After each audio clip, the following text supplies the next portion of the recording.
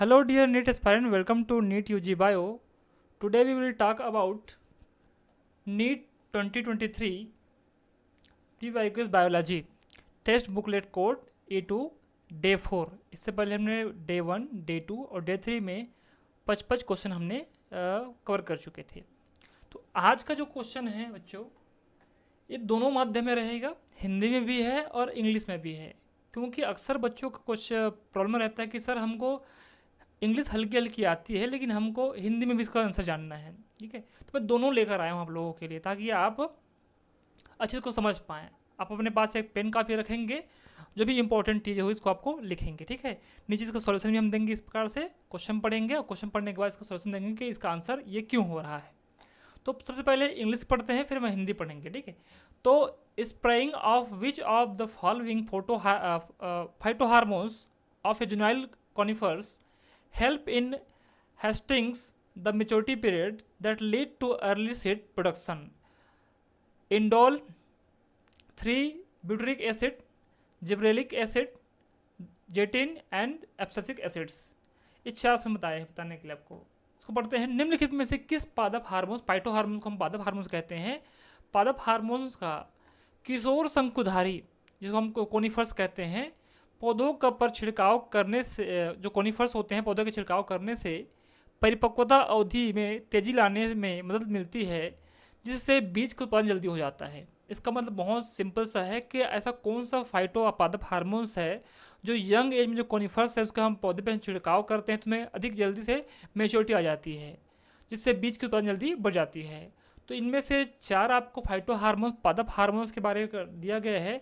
किसी एक का आपको ऑप्शन चुनना है। Indole, 3 butyric acid, gibberellic acid, zeatin और एब्सिसिक एसिड। इसका आंसर आपको पता होगा तो आप प्लीज़ को बताइए। चलिए सॉल्यूशन देखते हैं बच्चों।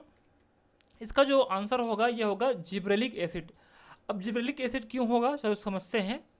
जिब्रेलिन्स भी कहते हैं इसको। जिब्रेलिन्स एक प्रकार क्या है, पादप हार्मोन्स है। जिस प्रकार से ह्यूमन्स में हार्मोन्स होते हैं ना, उसी प्रकार पौधों में भी हार्मोन्स होते हैं। जिब्रेलिन्स एक हार्मोन्स है जिसको हम पादप हार्मोन्स, इसी को पादप वर्ड फाइटो यूज करते हैं करने टाइम। ठीक है, तो पादप हार्मोन्स को हम फाइटो हार्मोन कहते हैं, होते हैं जो पौधों की क्या करते हैं, वृद्धि और विकास को क्या करते हैं, बढ़ावा देते हैं। ठीक है, यानी कि मेच्योरिटी को बढ़ावा देते हैं। इसके अलावा ये क्या करते हैं, तनों की लंबाई को बढ़ाते हैं। जर्मिनेशन करने में, जो क्या बोलते हैं, अंकुरण करने में भी इसको मोटिवेट करते हैं, प्रोत्साहित करते हैं। अंकुरण को प्रोत्साहित एक ही है रहने के लिए। और दूसरा क्या है, परिपक्वता को जल्दी कराते हैं, जल्दी मेच्योरिटी आती है। तो यही पूछा गया है, छिड़काव करने से परिपक्वता की यानी कि मेच्योरिटी की एज बढ़ जाती है, अवधि बढ़ जाती है। तो ये देखो, इसका आपका आंसर मिल गया कि परिपक्वता को जल्दी करने में सहायक कौन होता है, जिब्रेलिक एसिड होता है। तो हमारा आंसर क्या निकला, जिब्रेलिक एसिड, जिसको हम शॉर्ट में GA बोलते हैं। इसको हम GA बोलते हैं शॉर्ट फॉर्म में, अगर आगे इसको आगे पढ़ेंगे आप GA।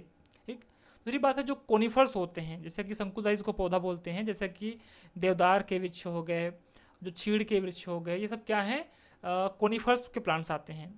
इनमें क्या करेंगे, अगर जिब्रेलिन्स के जो फाइटो हार्मोन का छिड़काव करते हैं तो जल्दी क्या होती है, इसमें मेच्योरिटी आती है और जल्दी क्या होते हैं, सीड का प्रोडक्शन होता है। तो जिब्रेलिक एसिड कोनिफर्स के एक प्रकार से ऐसा क्या बोलते हैं, फाइटो हार्मोन्स है, इसको छिड़काव करने पे मेच्योरिटी बहुत फास्ट आती है और बीज का प्रोडक्शन बहुत फास्ट होता है। तो हमारा आंसर क्या निकला, हमारा आंसर है सेकेंड नंबर, जिब्रेलिक एसिड। चलिए नेक्स्ट क्वेश्चन की ओर बढ़ते हैं। नेक्स्ट क्वेश्चन बहुत इंटरेस्टिंग क्वेश्चन है। आप इस इक्वेशन को देखिए। इन द इक्वेशन, यानी कि समीकरण है जिसमें GPP minus R is equal to NPP। ये एक फार्मूला है बच्चों। ठीक है, यह फार्मूला है GPP minus R is equal to NPP। ये फार्मूला को आपको याद रखना है। क्या बोल रहा है, GPP is a gross primary productivity. GPP क्या है, इसका फुल फॉर्म क्या है, ग्रॉस प्राइमरी प्रोडक्टिविटी। इसको मस्त एग्जाम्पल हम आपको समझाऊंगा, ध्यान से सुनेंगे इस चीज़ को। इसका मतलब होता है सकल प्राथमिक उत्पादकता। ग्रॉस का मतलब होता है सकल, प्राइमरी मतलब होता है प्राथमिक, प्रोडक्टिव का मतलब होता है उत्पादकता। यानी कि GPP मतलब होता है सकल प्राथमिक उत्पादकता, इसको हम ग्रॉस प्राइमरी प्रोडक्टिविटी कहते हैं। उसके अलावा जो NPP क्या है, NPP is a net primary productivity. इसका मतलब है शुद्ध, प्योर है ना, नेट शुद्ध प्राथमिक उत्पादकता इसको कहते हैं। ये इसका फुल फॉर्म है, हमको याद रखना है हिंदी में। उसके बाद देखो, हमको GPP समझ आ गया, इसका फुल फॉर्म क्या है, NPP हमको फुल समझ आ गया। अब यहाँ पे पूछा है कि R क्या है, जो आपको आर दिख रहा है ना, ये आर क्या है पूछा है, आर इज हियर, तो यहाँ पे डेस लिखा हुआ है, इसमें है क्या? तो आपके 4 ऑप्शन है। पहला है फोटोसिंथेटिकली एक्टिव रेडिएशन, जिसको हम प्रकाश संश्लेषण सक्रिय विकिरण कहते हैं। सेकेंड है रेस्पिरेटरी क्वेसेंट्स, इसको हम शोषण गुणांक कहते हैं। रेस्पिरेटरी लॉस, इसको हम शोषण हानि भी कह रहे हैं। रिप्रोडक्टिव एलोकेशन यानी कि प्रजनन आवंटन या डिस्ट्रीब्यूशन एक प्रकार से। इन चारों में से ये आर क्या डिनोट करता है? जिस प्रकार से हम कह रहे हैं जीपीपी का फॉल फॉर्म होता है ग्रॉस प्राइमरी प्रोडक्टिविटी, एनपीपी मतलब होता है नेट प्राइमरी प्रोडक्टिविटी। तो यहाँ पर आर क्या है ये पूछा जा रहा है। चलिए समझते हैं सबसे पहले जीपीपी है क्या। हम तो कह तो रहे हैं कि सकल प्राथमिक उत्पादकता, लेकिन है क्या? जीपीपी का मतलब होता है वह कुल ऊर्जा या जैविक द्रव्य जो पादप क्या करता है, प्रकाश संश्लेषण के माध्यम से बनाता है। ठीक है। दूसरी बात, इसमें से कुछ ऊर्जा पौधों द्वारा अपनी जीवन क्रियाओं यानी कि जैव कोशिकीय शोषण में खर्च की जाती है, इसको हम कहते हैं शोषण यानी आर। इसका मतलब ये आगे समझाऊंगा। ठीक।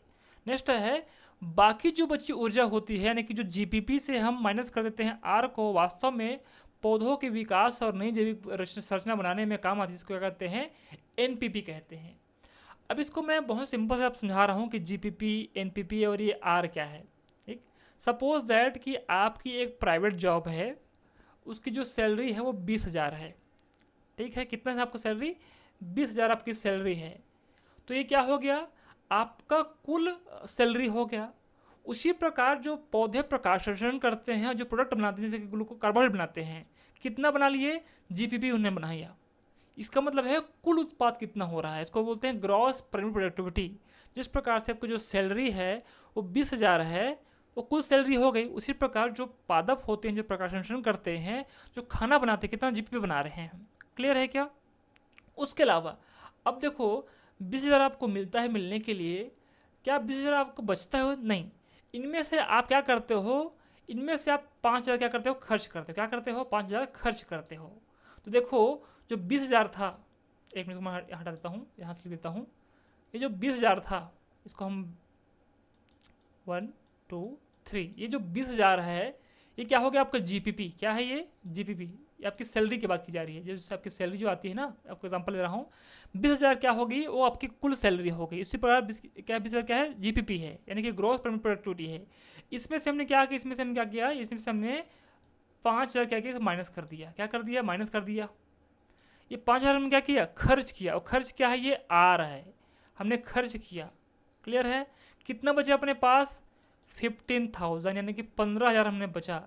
पता है 15,000 क्या है? ये 15,000 क्या है? आपका एनपीपी है, नेट बचा है। इसका मतलब कुल है कि आपकी जो सैलरी 20,000 है, उनमें आपने 5,000 खर्च किया, बचा कितना? 15,000। तो 20,000 क्या होगी? जीपीपी। 5,000 आपने क्या किया? खर्च किया, तो क्या हो गया? आर। अब जीपीपी में आर को माइनस कर कितना बचेगा बताओ? आपका 15,000। 15,000 क्या होगा? आपका एनपीपी। बच्चों ठीक उसी प्रकार जो पौधे होते हैं, जब प्रकाश संश्लेषण करते हैं, जो खाना बनता है वो जीपीपी है।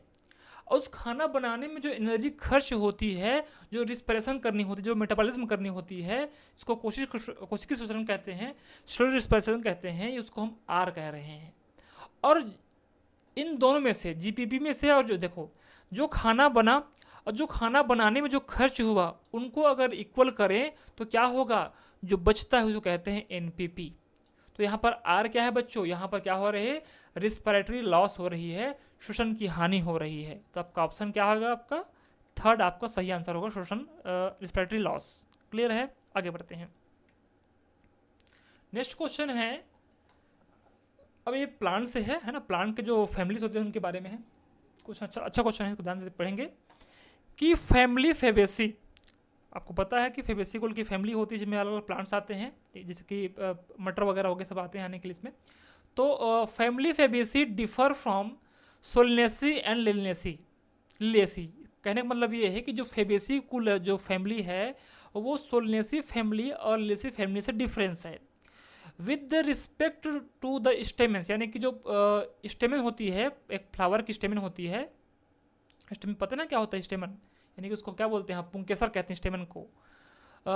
Pick out of the characteristic specific to family Fabaceae but not found in Solanaceae और सोलिनेसी। इसका मतलब क्लियर है कि ये जो स्टेमन के, अगर हम इसको ध्यान में रखें तो फेबेसी इन सोलनेसी और लिनेसी कुल से अलग होती है। क्यों? स्टेमन के आधार पर।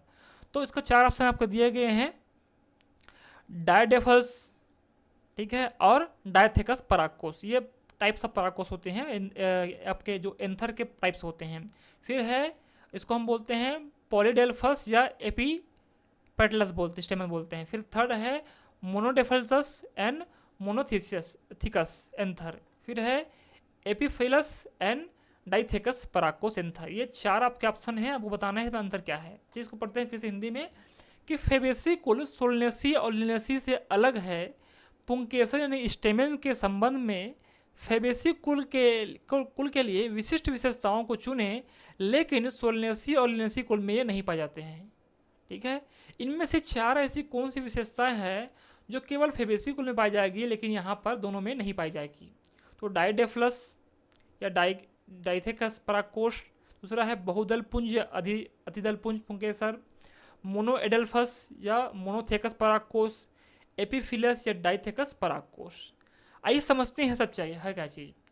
तो सबसे समझते हैं बच्चों कि जो फेबेसी, सोलनेसी, लिनेसी, ये 3 प्रमुख पादप परिवार यानी कि जो प्लांट की जो कुल होती हैं, और इनके पुंकेसर की संरचना क्या होती है, उसमें बहुत बड़ा अंतर होती है। इन तीनों में अंतर होती है, फेबेसी में, सोलनेसी और लिनेसी में। कि जो फेबेसी, सोलनेसी और लिनेसी ये 3 प्रमुख पादप परिवार हैं, और इनके पुंकेसर संरचना क्या होती है, इसमें थोड़ा अंतर देखा जाता है। बिल्कुल सही बात है। तो अगर बात करें किसकी, फेबेसी कुल की, तो जो फेबेसी कुल की जो स्टेमेन होती है, पुंकेसर होती है, उनकी विशेषताएं कुछ खास प्रकार की। इसको हम बोलते हैं डायडेफल्सस। क्या बोलते हैं? डायडेफ्लस बोलते हैं, डेल्फस बोलते हैं। इसको बोलते हैं बच्चों डायडेल्फस। इसका मतलब होता है, डाई का मतलब होता है 2। तो इस पुंकेसर कैसे होते हैं? 2 समूह में होते हैं। इसके 2 ग्रुप्स होते हैं। पहला जो ग्रुप होता है, सबसे पहली बात यह है कि जो फेबेसी कुल की जो पुंकेसर की जो संख्या होती है कितनी 10 होती है, और ये 2 समूह में होते हैं, 9+1 के संरचना में रहते हैं। अब 9 क्या है? इनमें से जो 9 जो पुंकेसर हैं, जिसके जो आपके स्टेमेन हैं, वो कैसे होते हैं? संयुक्त होते हैं, आपस में जुड़े हुए होते हैं। और एक जो पुंकेसर होता है वो विखंडित होता है, जुड़ा हुआ नहीं होता, इसलिए कहते हैं 9+1 स्टेशन में होता है। उसी को बोलते हैं बच्चों डायडेल्फस। ये कंडीशन है। तो देखो इस प्रकार से किसी भी कहीं भी दिख रहा है डायडेल्फस, नहीं तो हमारा आंसर क्या होगा? फर्स्ट। ये हमको निकल आ गया है। दूसरी बात क्या है, ये डायथेकस परागकोश क्या होता है? अब देखो, डायथेकस एंथर का मतलब होता है 2 परागकोशी कक्ष। इसका मतलब है जो पुंकेसर है, उनका जो ऊपरी भाग होता है उसमें 2 प्रकार के लोब होते हैं, बाइलोब्ड होते हैं। उसको कहते हैं 2 परागकोष्ठी कक्ष, यानी कि 2 पोलन सेक्स होते हैं उसमें। क्लियर है? तो हमारा आंसर क्या निकल गया? फेबेसी कुल सोलनेसी और लिनेसी कुल से अंतर दिखाता है कि इनके जो परागकोश होते हैं, इनके जो पुंकेसर होते हैं कैसे हैं? डायडेल्फस हैं और डायथेकस परागकोश पाए जाते हैं। चलिए नेक्स्ट क्वेश्चन देखते हैं। क्वेश्चन नंबर 119 है, इन एंजियोस्पर्म यानी कि जो आवृत्तिबीजी पादप होते हैं उनके बारे में बात किया रहा है। The haploid, diploid and triploid, इसको हम क्रमशः कहते हैं बच्चों अगुणित, द्विगुणित और त्रिगुणित। Structure of a fertilize embryo, इसका मतलब ये है कि जो एक प्रकार से निषेचित भ्रूणकोश होती है ना, एम्ब्रियो सेक होती है, उसको सीक्वेंस से हमको अरेंज करना है किसमें? एंजियोस्पर्म में। तो पहला है synergist, primary endosperm nucleus and zygote. Second है antipodal, synergist and primary endosperm nucleus. Third है synergist, zygote and primary endosperm nucleus. Fourth है synergist, antipodal and polar nuclei. आपको बताना है कि क्या इसके क्रम सही होंगे। इसको हिंदी में पढ़ते हैं बच्चों कि एंजियोस्पर्म में निषेचित भ्रूणकोश की अगुणित, द्विगुणित और त्रिगुणित संरचना क्रमिक रूप से होती है। पहला सिनर्जिस्ट, प्राथमिक एंडोस्पर्म नाभिक और युग्मनज। सेकंड है एंटीपोडल्स, सिनर्जिस्ट और प्राथमिक एंडोस्पर्म नाभिक। तीसरा है सिनर्जिस्ट, युग्मनज और प्राथमिक एंडोस्पर्म नाभिक। फोर्थ है सिनर्जिस्ट, एंटीपोडल एंड ध्रुवीय नाभिक। अभी इतना लंबा चौड़ा कठिन नाम है, होता है समझते हैं इसको। देखिए इसका आंसर बच्चों आपका होगा सिनर्जिस्ट, युग्मनज, प्राथमिक एंडोस्पर्म नाभिक, ये synergist, zygote and primary endosperm nucleus. अब ये क्यों होगा समझो इस बातों को।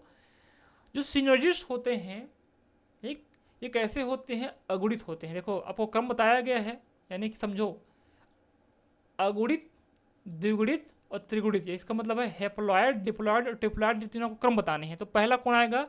पहला जो है सिनर्जिस्ट क्या होते हैं? ये अगुणित होते हैं। इसका मुख्य काम क्या होता है, ये भ्रूणकोश के पास यानी जो एम्ब्रियो सेक होता है उनके पास क्या करता है, शुक्राणु, यहाँ पर गलत वर्ड है, यहाँ पर शुक्राणु नहीं आएगा, यहाँ पे जो पोलिंग ग्रहण वर्ड है, ठीक है, यहाँ पे जो हम लिखेंगे पोलिंग ग्रहण जो है, ठीक है, परागकण जो होता है, इनका क्या करती है, मार्गदर्शन करती है। कौन करती है, सिनर्जिस्ट सेल करती हैं जो अगुणित होती हैं। दूसरी बात यह है, जो जुगड़ी संरचना होती है वो होती है युग्मनज की, जाइगोट की। हमको पता है कि एक मेल फीमेल आपस में मिलती हैं तो उसके जो युग्मक होते हैं आपस में मिलते हैं और जुगड़ी जाइगोट का निर्माण करते हैं। ये क्या करते हैं, ये अंडाणु और शुक्राणु के मिलन से बनता है। इसका मतलब ये है कि ये क्या होंगे भाई, ये एक सेल से मिलेंगे, अगर प्लांट की बात कर रहे हैं करने के जिस फॉर्म में, एक सेल से मिलेंगे और पोलिंग आपस में मिलेंगे, फिर क्या होगा, जाइगोट आपका निर्माण हो जाएगा। ठीक, नेक्स्ट क्या है, प्राथमिक एंडोस्पर्म नाभिक। ये कैसे होते हैं, ये 3N होते हैं, ट्रिप्लॉइड होते हैं, त्रिगुणित होते हैं। इसको हम कहते हैं प्राइमरी एंडोस्पर्म न्यूक्लियस। देखो आपको क्रम बन रहा है क्या, कि हेप्लॉइड में क्या आ गया, सिनर्जिड, डिप्लॉइड में क्या आ गया, युग्मनज। देखो कहीं पे दिख रहा है सिनर्जिड, देखो यहाँ पे सिनर्जिड का पहला है, ठीक है, सेकंड में प्राइमरी आ गया, ये गलत हो जाएगा। ठीक, ये कैसा है, देखो प्राइमरी एंडोस्पर्म न्यूक्लियस ये कैसे ट्रिप्लेट होते हैं, इसमें क्या होता है, एक शुक्राणु और 2 ध्रुवीय नाभिकों से बना होता है। अब शुक्राणु यहाँ पे गलत वर्ड है, यहाँ पर क्या आएगा, अगर ह्यूमन की बात करें तो, लेकिन यहाँ पे ऐसा नहीं होगा। यहाँ पर क्या होगा, यहाँ पर होगा पोलिंग, यानी कि एक यहाँ पर पोलिंग होगा और यहाँ पर 2 क्या होंगे, यहाँ पर 2 होंगे ध्रुवीय नाभिक होंगे, पोलर न्यूक्लियाई होंगे। तो देखो हेप्लॉइड, डुप्लॉइड, ट्रिप्लॉइड में पहला क्या आ गया, सिनर्जिड, जाइगोट और प्राइमरी एंडोस्पर्म। देखो सिनर्जिड यहाँ पर नहीं होगा, सिनर्जिड है, जाइगोट है, ये सही आ रहा है हमका आंसर। सिनर्जिट है, एंटीपोडल हमने इसको पढ़ा नहीं, तो ये क्वेश्चन गलत हो गया, ये क्वेश्चन गलत हो गया, ये क्वेश्चन भी गलत हो गया। सही क्या हो गया, थर्ड। अब इसको कैसे याद रखेंगे आप लोग, याद करने की ट्रिक है N, 2N and 3N, synergid, zygote और PN यानी कि प्राइमरी एंडोस्पर्म न्यूक्लियस। ये आपके याद करने का तरीका है, इसको आप लोग याद कर लेंगे। लास्ट क्वेश्चन पढ़ते हैं। आज का क्वेश्चन क्या है कि which hormone promotes internode petiole elongation in deep water rice, GA3, kinetin, ethylene and 2,4-D। कौन सा हार्मोन्स गहरे पानी के चावल में इंटरनोड पेटियोल बढ़ाव को बढ़ाता है, ठीक है, उसके इलांगेशन करता है करने के लिए। तो कौन सा होगा, GA3 होगा कि काइनेटिन होगा, एथिलीन होगा या 2,4-D होगा। कई बार बच्चे इस क्वेश्चन में कंफ्यूज करते हैं कि सर ठीक है, इसमें 2 आंसर हो सकते हैं, या तो जिब्रेलिन हो सकता है या एथिलीन हो सकता है। तो कई बच्चे GA3 को टिक करके आ जाते हैं, लेकिन ये गलत है।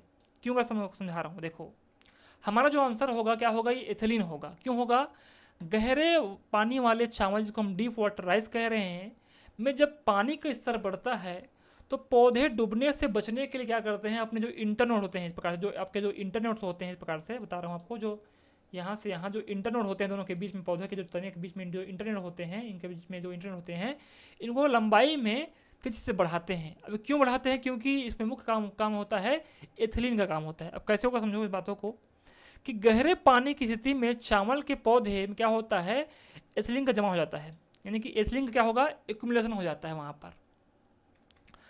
एथिलीन क्या करता है, फिर यहाँ पर आता है जिब्रेलिन, यानी कि GA3 को क्या करता है, एक्टिव करता है। अब देखो बच्चे इसके ऊपर जाते हैं जानने के लिए, बच्चे क्या करते हैं, इसी क्वेश्चन को पढ़ जाते हैं इसका आंसर को, और GA3 मार्क्स को आ जाते हैं, इसका आंसर गलत हो जाएगा। सबसे पहले क्या होता है, एथिलीन का जमा होता है। चूँकि क्या होता है, जो इंटरनोड की जो वृद्धि होती है, इसमें जो ट्रिगर जो मेन हार्मोन्स क्या है, एथिलीन होता है। तो हम इसका आंसर क्या लेंगे, एथिलीन लेंगे। आपके जो NTA भी है, इसका जो आंसर है एथिलीन को ही लिया है, ठीक है। मैंने इसको क्रॉस चेक भी किया कि GA3 होगा कि एथिलीन होगा, तो इसका जो आंसर है बच्चों एथिलीन आएगा। क्यों आएगा, क्योंकि ये जो एथिलीन होता है, ये जिब्रेलिक एसिड को क्या करता है, एक्टिव करता है। जब ये जिब्रेलिक एसिड एक्टिव होता है तब इंटरनोड बढ़ता है। डायरेक्ट जिब्रेलिक एसिड से इंटरनोड नहीं बनता है, पहले क्या होगा, एथिलीन इसको ट्रिगर करेगा किसको, GA3 को, फिर सक्रिय होगा, एक्टिव होगा, फिर इंटरनोड को वृद्धि करती है। तो आपका मुख्य आंसर क्या हो गया, एथिलीन माना जाएगा। तो which hormones promote internode petioles elongation deep water सी, तो एथिलीन इसका सही आंसर आएगा। ठीक है बच्चों, ये आंसर नहीं होगा, इसको ध्यान रखेंगे आप, ये भी आंसर नहीं होगा, ये भी आंसर नहीं होगा। तो आई होप आप लोग को समझ आ गया होगा। इस वीडियो को जो PDF है बच्चों आपको मिल जाएगा मेरे टेलीग्राम चैनल पर, जाकर ज्वाइन कर लेंगे। इसका जो लिंक है मैं आपको डिस्क्रिप्शन बॉक्स में दे दूंगा। और इस वीडियो से, है ना, एक मिनट, इस वीडियो से आपको हल्की सी भी आपके लाइफ में कुछ वैल्यू क्रिएट मैं कर पाया हूँ, तो प्लीज़ इस वीडियो को लाइक करें, शेयर करें, सब्सक्राइब करें अपने दोस्तों के साथ जरूर शेयर कीजिए, और एक बार मुझे ये भी बताइए कि आपको ये वीडियो कैसा लगा, आपके लिए हेल्पफुल है कि नहीं है, और क्या सुधार किया जा सकता है। मिलते हैं डे 5 में, तब तक के लिए थैंक यू वेरी मच।